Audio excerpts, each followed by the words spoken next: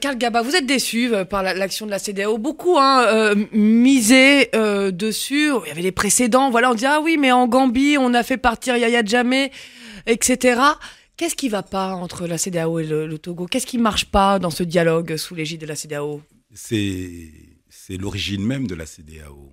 C'est que la CEDEAO a été... C'est un syndicat de chefs d'État? C'était un syndicat de chefs d'État. Certains pays se sont démocratisés autour du Togo. Mais j'étais surpris du dernier débat qui a eu lieu au Parlement de la CEDEAO la semaine dernière. C'était un débat sur le Togo. Ils n'ont pas pu statuer, je ne vous le cache pas. Mais on s'est aperçu que tous les pays francophones racontaient une histoire à dormir debout. En gros, faisaient les louanges du régime Gnassingbé. En gros, se sont carapatés face à la situation de ce qui se passe au Togo. Et tous les pays lusophones, et surtout les pays anglophones, se sont dit, mais attends les gars, réveillez-vous là. Que faisaient ces pays c'est dans la CEDEAO, le Cap-Vert. Le Cap-Vert. Vous avez vu la responsable du Cap-Vert, la responsable de la Guinée-Bissau, se lève et dit, attends les gars, nous sommes dans un parlement, nous sommes élus par nos peuples, on voit très bien ce qui se passe au Togo. Parler du vrai problème, c'est un problème de légitimité, c'est un problème d'alternance. Et que en somme, ce parlement n'a pas pu statuer. Donc comprenez qu'on a un vrai problème avec la CEDEAO parce qu'elle est composée de fonctionnaires qui ont été nommés par des dictateurs qui sont installés là. Bon, enfin, je ne vais pas leur en vouloir parce qu'il faut bien qu'ils vivent. Et qui sont là, ils ont leur poste, ils détiennent leur poste, effectivement, des autorités qui ont été contestées, dont, et je doute même, en entendant les discours, je doutais même de leur compétence, parce que c'était ahurissant. Ils n'arrivaient même pas à problématiser le problème togolais, ils n'arrivaient même pas à exprimer leur allégeance au pouvoir togolais. Et cette allégeance-là, vous le savez très bien, le pouvoir togolais a une diarrhée financière, il distribue à tout va, il corrompt toutes les institutions en lobbying, on le sait, on voit ici à Paris, à New York, à Washington, à l'Union européenne, même les ambassadeurs dont on vous parle, là, les G5. Mais je viens de lire leur communiqué, mais c'est un festival d'hypocrisie. Ils savent très bien ce qui se passe au Togo. Et mon appel aujourd'hui, c'est de me dire... La CEDEAO, les G5 qui sont représentés, il y a l'ONU, il y a le représentant de l'Union européenne, il y a l'ambassadeur de France, l'ambassadeur des États-Unis. Mais ça fait 20 ans, depuis 2005. Tout ça est un grand jeu de dupes, finalement. Mais c'est un jeu de dupes. Ils voient très bien la réalité. Et la réalité est qu'ils ont peur de ce régime. Ils ont peur. Et pourquoi ils ont peur de ce régime? Ce régime est un régime qui a été armé par la France. Et ce que nous demandons à la France... J'en viendrai tout à l'heure. Ce que nous demandons à la France, neutraliser ces armées pour que cessent les tueries au Togo. C'est la France qui a formé cette armée, c'est la France qui a ses envoyés spéciaux, ses conseillers spéciaux, c'est la France qui a formé ses militaires. Mais comment ont-ils formé ces militaires? Comment la France, comment les grandes institutions françaises qui sont de l'armée, comment ont-ils formé cette armée-là qui retourne les armes contre son peuple au lieu de défendre son peuple? On essaiera peut-être d'y répondre dans quelques instants. Merci Karl Gaba. Restez avec nous, on marque une dernière page de pub et on revient juste après ça. Le grand débat, 18h, 19h, avec Stéphanie Hartmann sur Africa numéro 1. Merci beaucoup d'écouter Africa numéro 1. Suite du grand débat, nous parlons du long chemin vers la sortie de crise au Togo, une sortie qui est loin d'être effective. Pour en parler, nous sommes avec Edouard Panzou, membre de l'UNIR France, parti au pouvoir, Karl Gaba, coordonnateur du mouvement Togo Debout, et Kofi Niazozo, juriste, membre de CODI Togo, coalition de la diaspora pour l'alternance et la démocratie. Alors justement, comment on sort de cette longue crise politique au Togo?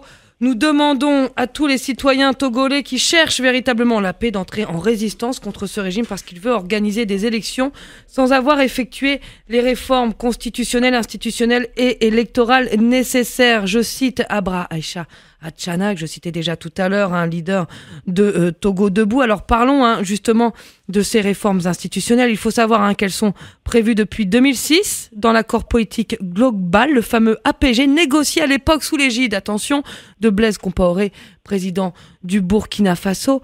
Est-ce que finalement, Karl Gaba, depuis 12 ans, l'histoire bégaye au Togo et c'est ces réformes institutionnelles qu'on n'arrive pas à mettre en place et que le pouvoir refuse de mettre en place?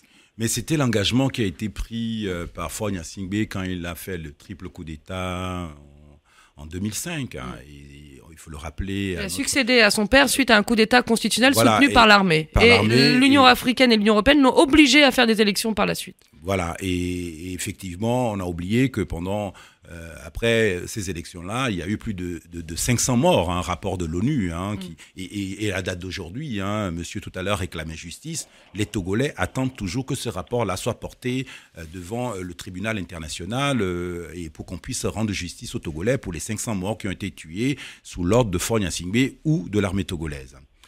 Donc vous comprenez que depuis 2005, toute la population togolaise a fait confiance à l'opposition, qui a pu proposer des accords au régime, qui ont signé des accords politiques avec Faure Gnassingbé, et ces accords-là n'ont pas été respectés. Ça fait le 3e mandat de Faure Gnassingbé. Donc comment on fait alors dans ces cas-là? Puisque tout à l'heure vous disiez, moi je demande à Faure Gnassingbé, est-ce qu'il faut demander, est-ce qu'il faut, comme le fait aujourd'hui la société civile et l'opposition, reprendre des manifestations, reprendre la rue? Mais pourquoi je demande à Faure Gnassingbé? Parce que la rue sera toujours là, les manifestations seront toujours là.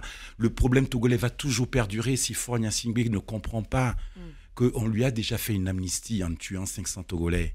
Et là, depuis 48 heures, il y a 10 Togolais qui sont encore décédés sous les feux des fusils.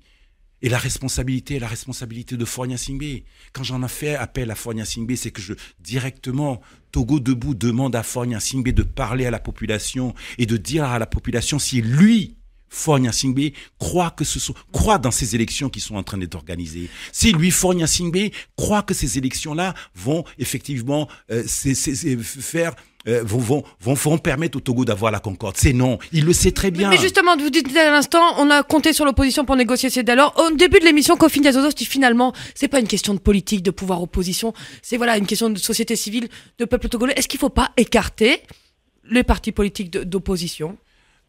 Par rapport à la prise de position qui engage effectivement l'organisation de monsieur... L'opposition a déçu aussi beaucoup. En 2015, l'ANC avait promis de ne pas aller aux élections s'il n'y avait pas de réforme institutionnelle. Ils y sont allés quand même. Mais par rapport à l'engagement de monsieur et son mouvement, nous ne sommes pas du tout sur la même ligne.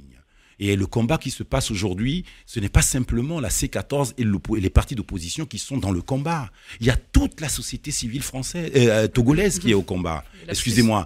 Sur le terrain, vous avez le Front citoyen Togo Debout, et en extérieur, dans la diaspora, vous avez Togo Debout qui est avec bien d'autres associations qui sont dans le combat. Donc la société civile est impliquée dans ce combat-là. Mais c'est vrai qu'on a accordé une confiance, comme on appelle ça, à nos partis politiques, à la C14, d'aller à ces négociations, même si Togo Debout avait fait comprendre que nous ne sommes pas liés par ces négociations-là, parce qu'on n'y croit pas. 27 engagements qui n'ont pas été respectés, c'est pas le 28e que Faure va respecter.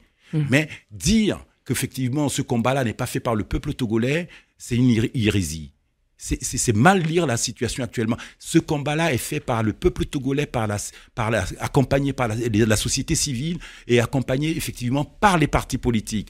Est-ce que la société civile participe au dialogue? Mais la société civile ne participe pas au dialogue. C'est ce que disait Kofi Ndiazozo. Il faudrait que la société civile soit mais la réalité, c'est maintenant. La politique, c'est maintenant. C'est aujourd'hui. Nous sommes dans l'urgence aujourd'hui. On ne va pas attendre 5, 6 ans, 10 ans pour, disons, consolider une société civile qui est totalement éclatée, qui est totalement diverse, dont la plupart sont à la solde du pouvoir. C'est pas maintenant. Actuellement, nous sommes au dos du mur. Nous sommes en face des réalités. Et en face de cette réalité, la C14 a fait sa mission. Elle a certainement échoué dans sa mission de nous ramener effectivement à la Constitution de 92, le vote de la diaspora et la démission de Faure Gnassingbé. La C14 a échoué, vous dites. Mais elle a échoué dans la négociation. Oui. Mais quand je dis la C14 a échoué, elle n'a pas rempli sa mission. Mais aujourd'hui, ce pourquoi, par contre, on peut remercier la C14, c'est d'avoir montré aux yeux du monde entier que ce système-là est un système de répression, que ce système-là ne veut pas d'élections transparentes. Justement, parce que il reste 2 minutes, s'il vous plaît.